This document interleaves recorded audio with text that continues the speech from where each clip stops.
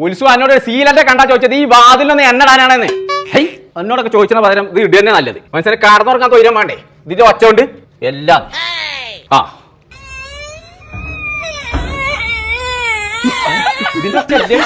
എവിടെ തമ്പുരാണ് ഇപ്പൊ ബാൽക്കണിക്ക് നിർത്ത എന്താണ് പരുട്ടിക്ക് പറ്റിക്കണ്? എന്താ സ്കൂളിലുള്ള എല്ലാവരും കളിയാക്കണേ. എന്തിന് എന്റെ പച്ചക്ക് തല്ലാൻ മാത്രമല്ല അറിയുള്ളൂ, എവിടേക്കും കൊണ്ടുപോകാൻ അറിയില്ലല്ലോ. അജോടാ ആരാ പറഞ്ഞു? ഓനൊക്കെ എവിടെ പോയി? പോയി. എത്താ പറയണ്ടേ? കുട്ടികളൊക്കെ കത്തി കഴിച്ച് പോയിന്നോ? അതല്ല, കുറ്റാടിയുള്ള ആക്റ്റീവ് പ്ലാനറ്റിക്ക് പോയി.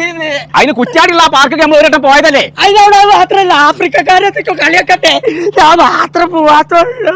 ഈ പനക്കുട്ടികൾ വിളിച്ചണ്ട അന്ന ആ പാർക്ക് ഞാൻ കൊണ്ടുപോകും. ഹലോ, കോയൊക്കെ തല്ലാൻ മാത്രല്ല കുട്ടികളെ കൊഞ്ചിച്ചാനും അറിയുന്നുള്ളത് നാട്ടിലേക്ക് ഇന്ന് ഞാൻ കാട്ടിക്കൊടുക്കും. എന്റെ കുട്ടി കുഞ്ഞാപ്പോ കൊമ്പക്കാളോ കൊമ്പക്കാളോ സൈനത്തെ ലൈനക്കാളോ പോരെ. നിങ്ങളൊന്ന് കൈ വിട്ടാലിപ്പോ ഞാൻ ചെറിയ കുട്ടിയെ നല്ല ഉച്ചോട്ടൊക്കെ നടക്കാൻ വെക്കോ. അല്ലെ മാട്ടെ കുട്ടികളെ പറ്റിയ മൂത്തോലി കേൾക്കണം.